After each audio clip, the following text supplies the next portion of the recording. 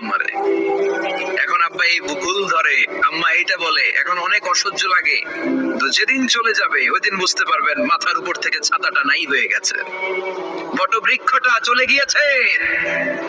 আর উপদেশ দেওয়ার মতো কেউ নাই, কাছে আগলে রাখার মতো কেউ নাই।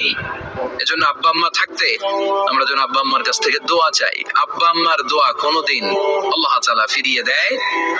আমরা আব্বা আম্মারে রেখে দিয়ে অমুক দরবারে যাই, অমুক দরবারে যে দোয়া চাই।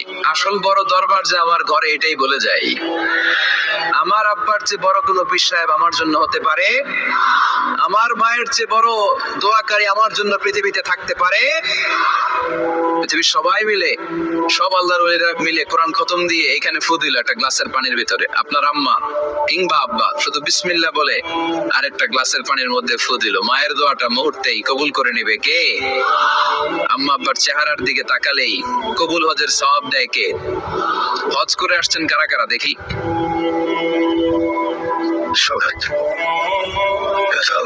অনেক হাজি সাহেবান আছে, মাশাআল্লাহ, হাত নামান।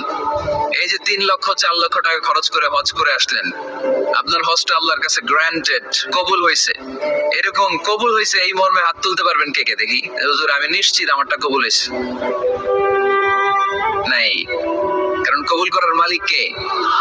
আমরা কামনা করি সব হাজি সাহেবানদের হজ কবুল হোক। আমি হজ করেছি 2018 সালে। আমরা কামনা করি আমাদের হজ উমরা গুলো কবুল হোক, কিন্তু হাত তুলে বলা যাবে হুজুর আমারটা কবুল হইছেই, বলা যাবে? হইতেও পারে, নাও হইতে পারে। হাজি সাহেব লেখার জন্য, আল হাজ লাগানোর জন্য অনেকে যায়, আছে না নাই? তাওয়াফুল ওয়াদা একটা তাওয়াফ আছে, বিদায়ী তাওয়াফ। কি তাওয়াফ? হজের সব কাজ শেষে ফেরার আগে কাবা ঘরের সাথে দেখাটা, মোলাকাত করে আসতে হয়। আল্লাহর হাবিব বললেন সর্বশেষ দেখাটা যেন কাবা ঘরের সাথে হয়, 7টা তাওয়াফ যেন সে করে। তো এক লোক 6 তাওয়াফের পরে ফোন আসছে দেশে,